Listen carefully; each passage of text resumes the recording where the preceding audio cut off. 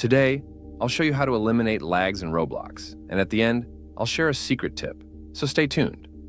First, open the file path of the Roblox player. Then, open the properties of Roblox Player Beta.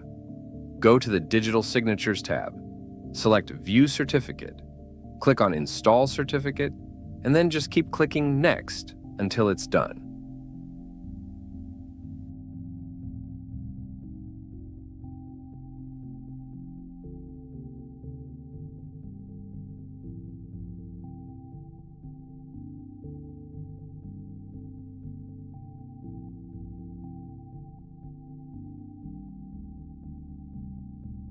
If nothing else works and you're still experiencing ping lags, try this secret tip.